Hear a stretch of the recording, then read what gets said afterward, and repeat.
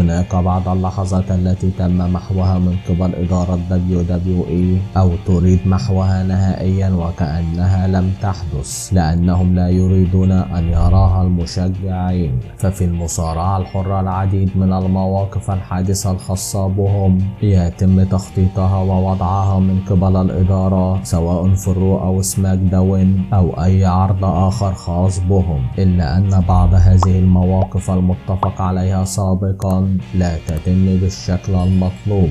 لذلك تريد إدارة WWE إخفائها نهائيا من مواقع التواصل الاجتماعي. واليوم في هذا الفيديو سنشاهد معا أكثر 10 لحظات لا تريد WWE أن يراها أحد وتمنت لو لم يتم تصويرها.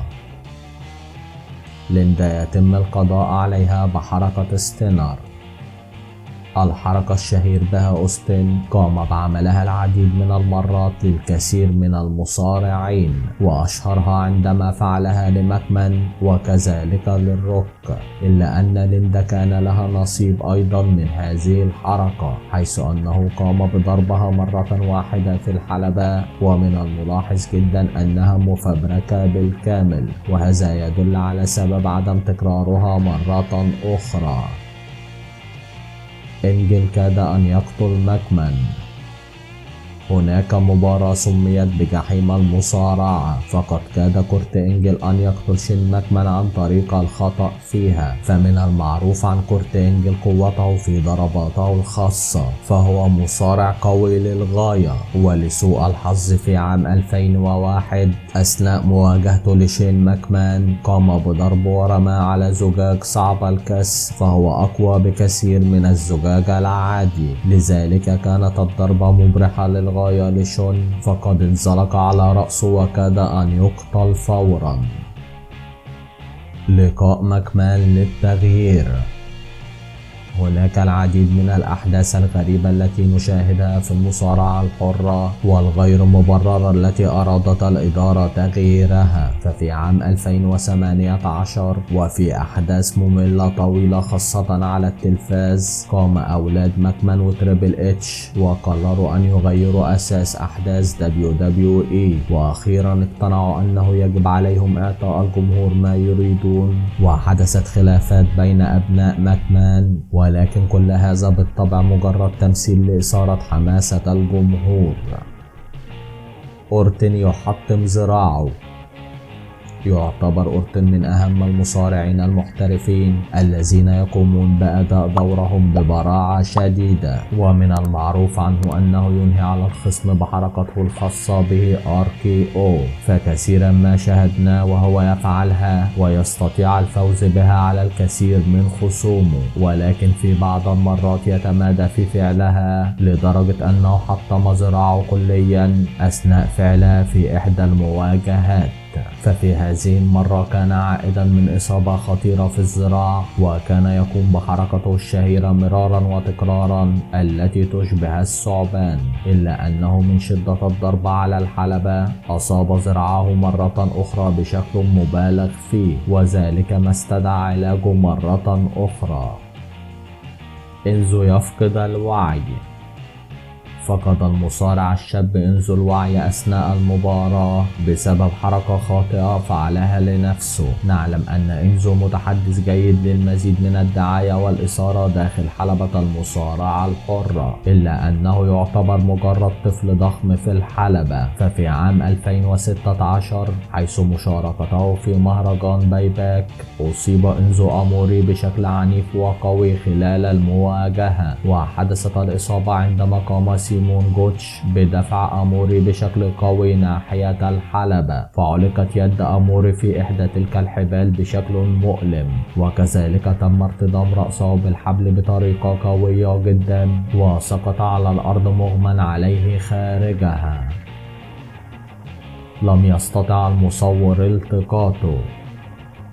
يحتار الكثير من الناس عندما يفكرون فيما هي أفضل مباراة ريسلمانيا، وذلك بسبب أن الكثير من مباريات هذه البطولة رائعة للغاية، ولكن هناك مواجهة ساحرة فيما يتعلق بأندرتيكر وشون مايكل. ففي عام 2009 عندما تم تغيير القصة الخاصة بالأحداث في ذلك الوقت، واعتقد الجمهور أن شون هو البطل. وأيضا في عام 2015 كانت هناك لحظات لا تنسى، مثل عندما لم يستطع شون أن ينفذ حركته بشكل سليم وسقط أرضا، ومن ثم حاول أندرتيكر القفز عليه، ولكن بدلا من أن يسقط على شون قام شون بجلب أحد المصورين لتلقي الضربة مكانه. إقصاء أوستن المبكر. في عام 1997 في عرض رويال رامبل تم إقصاء أوستن مبكرا، ولكنه دخل بشكل غير ملحوظ مرة أخرى وفاز بالمباراة، وهذا يدل عن إقصاء المبكر عن قصد. وفي مرة أخرى تم إقصاء أيضا على يد راكيشي، حيث أنه قاتل بشدة لكنه لم يستطع أن يصمد أمام وزن راكيشي، وهذا يدل على أنه لم يتم إقصاء صدفة أكثر من مرة.